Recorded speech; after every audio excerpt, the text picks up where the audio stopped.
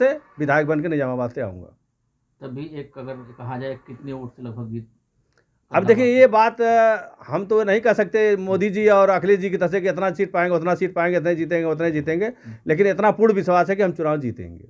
आपकी पूरी जनता आपके साथ है? एकदम जनता के आह्वान पर ही मैं चुनाव लड़ रहा हूँ, अपनी मर्जी से नहीं लड़ रहा हूँ।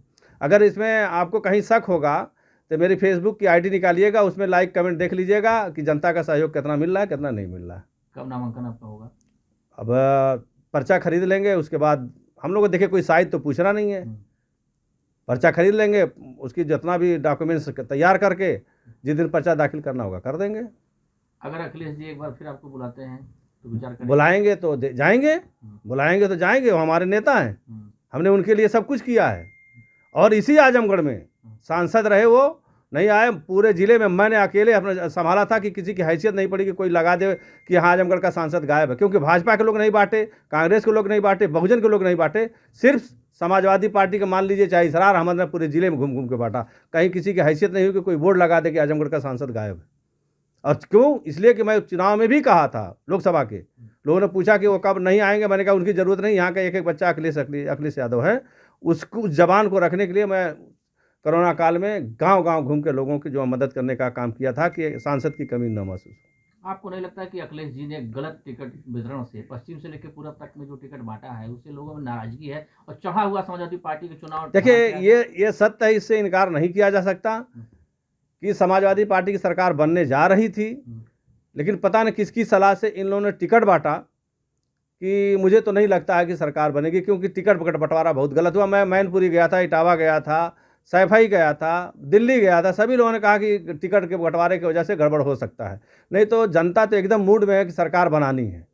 अब देखिए खाली अखिलेश यादव समाजवादी पार्टी के नाम पे वोट नहीं मिलना है 100%, जो प्रत्याशी है उसकी भी अपनी हैसियत होती है, कुछ अपनी हैसियत के मुताबिक वोट लाएगा, पार्टी वोट मिल के जो तभी सीट निकल सकती है। आप अगर जीत गए तो क्या फिर अखिलेश जी को समर्थन करेंगे? एकदम समर्थन करूंगा, मैं उनका सिपाही हूँ, उन्हीं के साथ जाऊंगा। मैं तो उन्हीं के सिपाही हूँ भाई, उन्हीं के नेतृत्व में काम किया हूँ। मैं तो अपने अधिकार के लिए लड़ने जा रहा हूँ ना, जनता मुझे जिताएगी फिर मैं उनके यहाँ जाऊँगा। सरकार बनाने में अगर मेरा रोल रहा तो मैं अपने आप को खुश नसीब समझूंगा, निजामाबाद की जनता खुश नसीबी होगी। आपको कार्रवाई तो आपके खिलाफ होगी अभी? कोई फर्क नहीं पड़ता है, कार्रवाई करें वो कराए, उससे कोई फर्क नहीं पड़ता। चुनाव जीतेंगे, अल्लाह ताला करे उनके हयात हो और बढ़े, ज़्यादा जिए। कल कोई घटना हो गई तो फिर उनके लड़के तैयार हो जाएंगे, भैया सहानुभूति में हमको लड़ाइए। तो इससे क्या हम लोग का जब पिछली बात से जब मुकर गए लोग, तो इस बार हम कैसे विश्वास कर लेंगे कि हमारे साथ हो सही होगा। इसीलिए हम जो है ये निर्णय लिए कि नहीं, हम जनता के बीच में जाएंगे। अगर हमने काम किया है, हम लोगों के बीच में रहे हैं, तो लोग अपना फैसला सुनाएंगे कि आपको हम लोग स्वीकारते हैं या नकारते हैं। जैसे आलम बदरी साहब की बड़ी शिकायत वहाँ है कि वो जाते नहीं हैं, मौके पे लोग खड़े नहीं होते हैं। कोरोना जैसे काल में आप रहे, संपर्क में बने रह सकते, आपने हर संभव मदद किया, लेकिन उनकी न कहीं जाना न कोई विकास का काम कराना, इतनी नाराजगी के बाद उनको टिकट क्यों मिला? देखिए ऐसा है ना, निजामाबाद की जनता समाजवादी में रही है और कुल रुसवाई और कुल जिल्लत के झेलते हुए भी लास्ट में वो कहते थे कि चलिए इनको जिता दिया जाए, सिटिया तो चली जाएगी, तो उसका वो नाजायज़ फ़ायदा उठाते हैं, बदतमीज़ी बदसलूकी करते हैं सबके साथ। और ऐसा झिड़झिड़ाएंगे जैसे मान लो कोई नौकर है इनका। इस बात से जनता नाराज़ थी। अगर आप देखिए, आप विधायक हैं, विधायक से बड़ी अपेक्षाएं लोग करते हैं। आप नहीं कुछ कर सकते तो मोहब्बत से बोल तो दीजिए। मोहब्बत से ना बोलना ही उस क्षेत्र में उनका विरोध है कि सबको तो जैसे मान लो तो नौकर समझते हैं, और काम करने का तरीका तो नहीं है उनके पास, सिर्फ निधि लेके परेशान रहते हैं, यहाँ वहाँ करते हैं। अगर काम करने का तरीका रहा होता तो समाजवादी पार्टी की 5 साल सरकार रही, निजामाबाद को चमका दिए होते कि हाँ मैं काम कर रहा हूँ, लेकिन अखिलेश जी से कोई काम ले नहीं आ पाए। वो तो हमेशा ये कहते हैं कि मैं तो वोट मांगने जाता नहीं, जनता मुझको अपने आप। यही कारण रहा ना कि उनको जब बदतमीजी के बाद भी लोग मजबूरी में विकल्प नहीं मिलता था तो दे देते थे।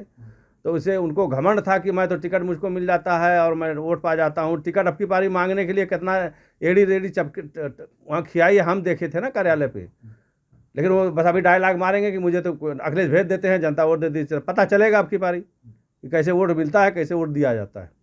आपकी जीत की रणनीति क्या है? एक तरफ आलम बदरी साहब हैं, एक तरफ डॉक्टर पीयूष रहेंगे बसपा से, मनोज यादव भारतीय जनता पार्टी से। ऐसे में आप कैसे जीत जा सकती देखिए, आपने एक शब्द कहा कि कोरोना काल में किसी का पता नहीं था, आपने काम किया, पूरे फील्ड में काम किया, पूरे ज़िले में किया, विधानसभा से हट के मैंने काम किया। तो मैं सर्व समाज का हूँ, सर्व समाज मेरे साथ रहेगा और सर्व समाज के बल पे मैं चुनाव जीत के आऊँगा। गढ़ई वही भरती है जिसमें चारों तरफ से पानी आता है। तो मुझे कोई ऐसी बिरादरी नहीं है जिसका वोट ऐसा है कि न मिले। मुझे हर बिरादरी को वोट मिलने जा रहा है और हर बिरादरी के वोट से मैं आशीर्वाद से विधायक बन के निजामाबाद से आऊँगा। तभी एक अगर कहा जाए कितने वोट कल फ्लैग में हो गया चलिए आपको चलिए। इसरार भाई, निजामाबाद से आपको पार्टी ने टिकट नहीं दिया, आपकी अगली रणनीति क्या है? देखिए, निजामाबाद में मैंने 32 साल से काम किया और जिस तरीके से मैंने समाजवादी पार्टी में जी जान से काम किया, जितनी वफादारी थे और लोगों के दिलों पे मैं समझ लगा एकदम घर बना लिया, वो मेरे परिवार जैसा निजामाबाद में है। लेकिन तकलीफ इस बात की होती है कि मुझको विधायक बनने की बहुत हौसला नहीं थी, टिकट नहीं मिला उसकी मुझे बहुत तकलीफ नहीं है, लेकिन मेरी जनता बहुत ज़्यादा पीड़ित है। अब अपनी जनता को खुश करने के लिए मुझे चुनाव में निर्दल लड़ना पड़ेगा और मैंने ऐलान भी किया है और मैं लड़ूंगा अभी। और जिस पार्टी में मैं काम किया हूँ, समाजवादी पार्टी में, समाजवादी पार्टी की जो बुनियादी जो उसूल रहा है लोहिया जी की विचारधारा पर रहा है। लोहिया जी ने कहा था कि जिंदा कौमें ज़्यादा दिन इंतज़ार नहीं करती। फिर माननीय नेताजी मुलायम सिंह यादव जी के साथ में हम लोग काम किए। नेताजी ने, आपने देखा होगा, कहा था कि जहाँ हक न मिले वहाँ हल्ला बोलो। तो अब मेरे साथ नाइंसाफ़ी हो रही, तो मुझे तो अपने हक के लिए आवाज़ उठानी पड़ेगी, अपने हक का हिस्सा लेना पड़ेगा और मैं जनता के बीच में जाऊंगा। जब फैसला तो जनता को करना है कि जनता किसको जिताएगी, किसको हराएगी। और मुझे पूर्ण विश्वास है जिस तरीके का आशीर्वाद और सपोर्ट मिल रहा है, हम लोग चुनाव वहाँ से जीत के आएंगे निजामाबाद से। और समाजवादी पार्टी के राष्ट्रीय अध्यक्ष माननीय अखिलेश यादव जी पिछली बार भी कहे थे कि एक बार इनको जिता दो, बुज़ुर्ग आदमी हैं। और आलमबदी साहब भी मेरे घर आए थे, कहे थे कि जो है मेरा आखिरी चुनाव है बाबू, मुझको एक बार लड़ा दो। तो उस बात को लेके मैं जो है खुद तैयार हो गया कि चलिए एक बार लड़ा देते हैं। लेकिन अब यहाँ लड़ाई झूठ और सच की है कि कौन सच्चा है कौन झूठा है। आज भी मैं लड़ने जा रहा हूँ, मुझे बहुत दल बुला रहे हैं, मेरे दल से लड़िए, मेरे दल से। मैं किसी दल में जा नहीं रहा हूँ, मैं निर्दल लड़ रहा हूँ। हो सकता है राष्ट्रीय अध्यक्ष जी को दिमाग में आ जाए कि अभी सही क्या है गलत क्या है, उनके दिमाग में आ जाए। अगर परिवर्तन करेंगे तो मैं फिर समाजवादी से लड़ सकता हूँ, लेकिन अभी मैं निर्दल ही लड़ूंगा। कई दिन तक आप लखनऊ में डेरा डाले रहे, आपकी राष्ट्रीय अध्यक्ष से मुलाकात हुई, क्या आश्वासन मिला वहाँ से? कारण रुकने का यही था कि कल को हमारे राष्ट्रीय अध्यक्ष जी ये ना कह पावे कि तुमने मुझसे मुलाकात नहीं किया। इसलिए लखनऊ में इतनी भीड़ थी, भगदड़ थी, टिकट उकट के लेके लोग मुलाकात नहीं कर पाते थे, कई दिन से पड़े थे। तो मैं दिल्ली गया परसों, कल सुबह मेरी मुलाकात थी। उन्होंने फिर वही जवाब दिया कि एकदम और लड़ा दो। मैंने कहा पिछली बार भी कहे थे, अब की बारी भी कहते, मैं अब की बारी लड़ा नहीं पाऊंगा, मैं जा रहा हूँ, मैं कह के चला है। तो अखिलेश जी का रिएक्शन क्या था आपके इस बात पे? उनके दिल में एक मोहब्बत थी कि जो है उनका दिमाग में है कि अगली बार मैं आपको लड़ाऊंगा, इस बार लड़ा दो। तो जब राजनीति में जानते हैं कि बाप के मरने के बाद बेटा